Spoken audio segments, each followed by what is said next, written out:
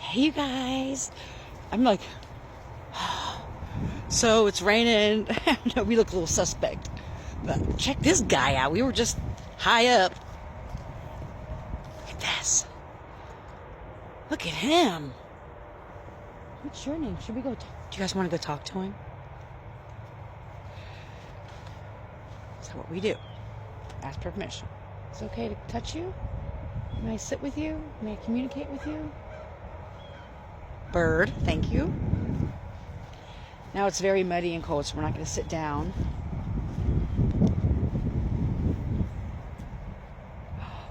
Give an offering. Let's give an offering. Uh-oh, look at this. Get it right. Way down we go. Oh, watch out, Amber, you might. So just to show you the magnitude here. Look how beautiful. Look at his face. You see it? Look at that.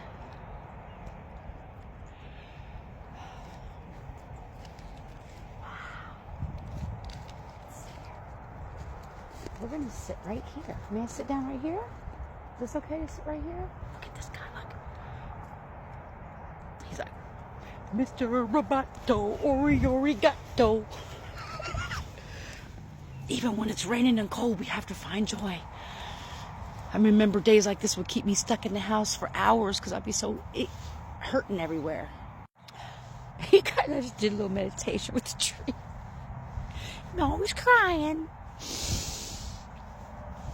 Water, tears is good for release. That's why I like the rain. You know, I used to love, my dad used to love thunderstorms, and we'd always watch thunderstorms together. Even though there hasn't been any thunderstorms, it's been kind of, this reminds me of England, actually. But I was sitting here meditating with this tree. I started crying and saying how much I missed Ra.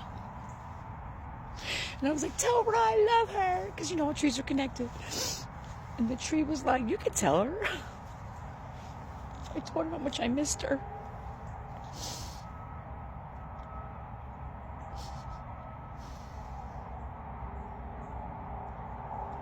Maybe I'm missing her, missing what I thought was my old life, missing what I thought was going to be my life. I don't want it anymore or anything like that. But I think we need to give ourselves enough space and room to grieve things, even when things aren't good for us, even when things aren't meant for us. Whether it's relationships, jobs, friendships, locations, situation, whatever the fuck it is. I still think we need to give ourselves room to grieve. And everybody grieves differently. I think I did bring that. I think that was one of the things I did pack. Some folders from way back. And I wrote a goodbye letter to my drug. And it was a beautiful story about how I dated and we courted. And how the relationship was. And it was a beautiful goodbye letter. You know, a lot of people do goodbye letters to like family, friends, or whatever. And this was like, and so I have been working on a goodbye letter to a life that I no longer resonate with and the person who wasn't really me. And I say really wasn't me because I didn't know who I was, because I lived my whole life based on people's projections of me and who I was and wasn't. I mean, there's people my entire life that are still in this narrative of this person that I am not and never was. And so, thank you, Crow. I fucking love you. I don't need, you can't see him, but this is what I'm looking at. You know, and I still have to grieve those things, and it's okay to grieve. It does. I don't stay stuck there. And I think as things come up, I process them. And with the sun not being here and it being rainy and all that, it gives me time and space to focus on that, if that makes sense.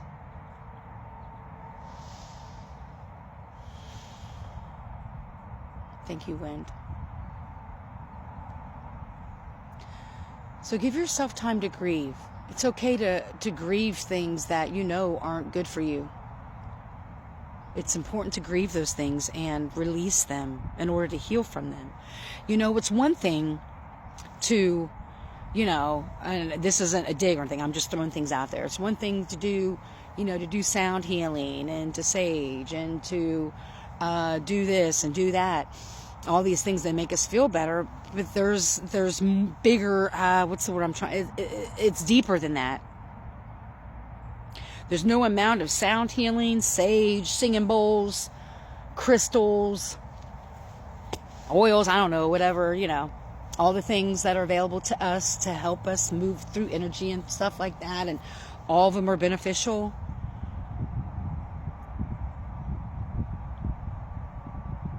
I'm going to go ahead and say it. I still think some of those things are a crutch. If you're trying to, for some, during some times of our lives, you know, like those things are crutches. Like, you know, we do, you know, let's say, this used to be me. Oh, okay, I'm going to do trauma-informed yoga. I'm going to do this. I'm going to do that. And I'm like, why do I still have these cycles? Why do I still feel this way? Because those things were just helping symptoms of a deeper issue. Getting Reiki was helped me, you know, of course I was a lot further along on my journey when I started getting Reiki from a good practitioner. But it was a good tool to help open those channels up so I could do a deeper healing. It's good to ground ourselves in sage, but if you don't have a purpose, if you don't have an intention, just like, you know, I would just buy like stones all the time, and then I wonder why I was so erratic all the time. Well, I had all the stones in one area, and I didn't cleanse them, and I didn't set intentions for them. And I thought, well, I'm just going to hold rose quartz, and I'll have self-love. It helps with that. It's a tool. Sorry. Not sorry, but however, until I started finding self-worth and stopped seeking things outside of me for the answers, is when I truly healed. I hope this is making sense. And it's hard when you're, especially if you're one of us who have been very traumatized by the spiritual community, when you've been taken advantage of,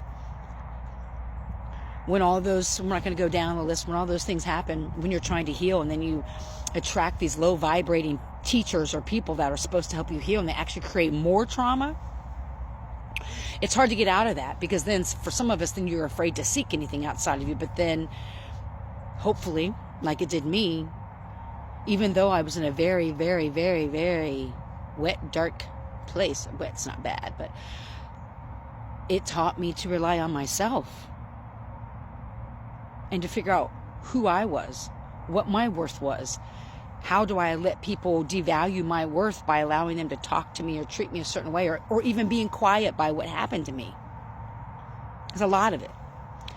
And so as I heal through those things, I use those tools to cleanse and protect and to help this thing. But unless I do the work, real work, not just saying you do it, but really doing it, not just picking up piece from here, piece from there, watching this and doing this and picking, that makes us too erratic when we're doing, this is just my opinion, when we're you know, cherry picking from here, cherry picking from here, cherry picking from here, then we wonder why we don't know who we are. We're subscribing to everybody else's narrative or belief system or thought patterns. And I know that's all a thing. I get it. I'm just saying, for me in the beginning, this is what was challenging, because I didn't know what I believed in. I didn't know what I resonated with. I just kind of picked up from here and here and here, because I didn't know me. I didn't know me. So on this beautiful, glorious day, I challenge you to remove the tools. I'm not saying like, don't protect yourself, okay? Just, if you're with me, you're with me. Who are you? Who are you? What do you stand for? What do you represent? Where's your integrity at? I love you all. Believe that. And I can't feel my fingers. I hope you're healthy and happy, full of joy. Thank you for sharing this moment with me, with this beautiful tree. We're getting ready to name him. So, hope you're healthy, happy, full of joy. May you love and be loved. Heal. So you don't harm, not just other people, but so you don't harm yourself. Have a great day.